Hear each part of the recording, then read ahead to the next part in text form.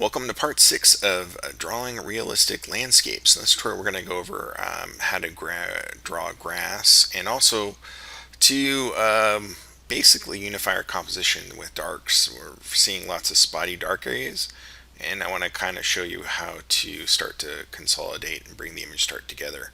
There's still a lot of work to be done on this landscape, but we're getting a good feel for it. One thing I did is in Photoshop, you have the ability to change workspaces, and I switched to the painting workspace, which allows me to create the little navigator. And the cool thing about navigator is it does give you a little preview of what's in here, and you can kind of zoom in on a particular area. So I can move in along like this, which is kind of nice. So yeah, so that's kind of nice. And what I wanted to do was, and the other cool thing is you can see the entire composition while you're working on the little area. So I have this area of a tree here, but also has some shrubbery and grass at the bottom here. So I want to have a reference just to look at. So I'm going to select this layer and kind of move it over just a tad, like about so. And then I'm going to come back here with and select my rock layer here. And I'm just going to draw a few more blades of grass here. So what I have started here is the cool thing. The thing to keep in mind with grass is to basically vary the strokes. You can kind of see in the photo here that there are where the little bits of grass kind of pop up out further, and you want that kind of variety.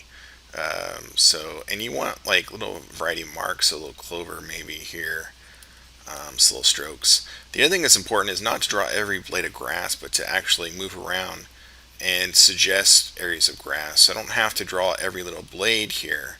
I can just come in here and suggest a few strokes here, maybe some along the edge here, and maybe a few more in here, and all of a sudden you get the feeling like there's grass on top here on this sort of cliff here.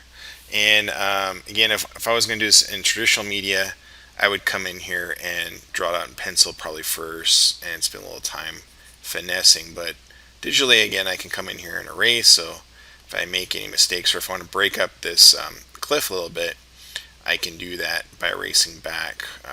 If I take too much, it's kind of nice to be able to do that. Again, working digitally has its advantages. So yeah, and then have maybe some longer strokes of some, maybe here's a cluster of weeds, for example, like in over here in the far right of the photo. So just basically creating that effect. And again, you just have to, give a few strokes here and there and just have fun with it. Weeds and other things, you can create little spirally kind of marks and get that kind of effect like clovers and so forth. Any of that kind of like variety that you can do is just going to add a lot more to the reality. A few longer blades, maybe some weeds picking up here.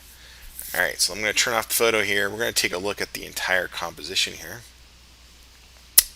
And where you can see things working out, I'm going to add a new layer here just so I can demo areas that I'm kind of thinking are working out, and then other areas that need to be some more work. So if we look at in terms of balance of light and dark, again, our light is coming from this direction, so it's coming down arrow here.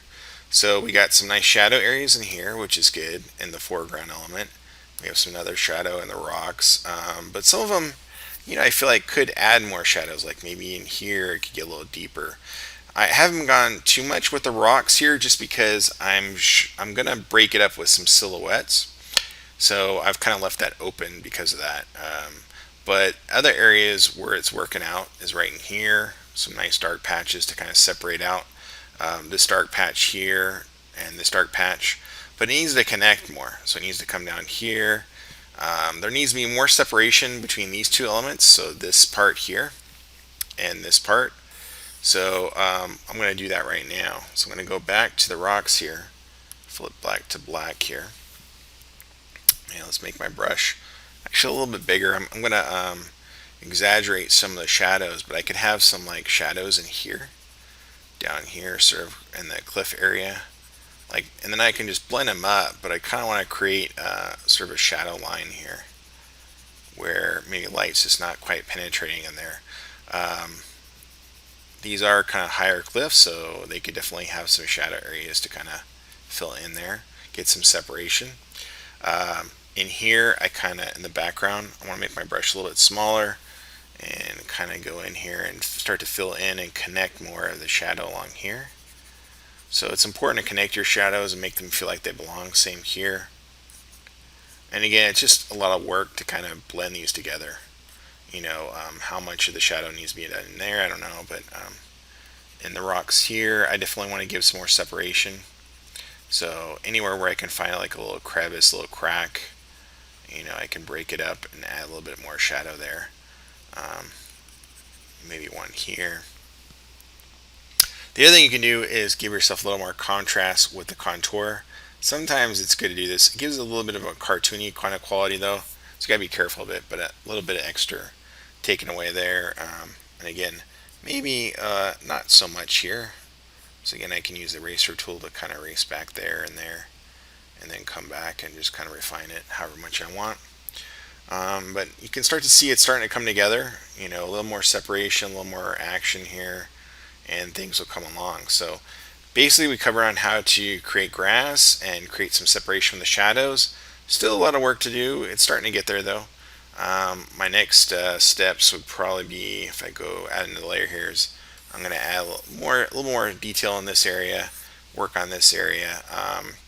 I'm going to leave this more open in this area where the trees are at, and then spend time blending in some of the shadows down in here. So I still got a lot of work to do. In the next tutorial though, we'll wrap things up with a final look of it, and then I'll create some silhouettes to kind of refine everything. So until next time, see you soon in Adobe Photoshop. Cheers!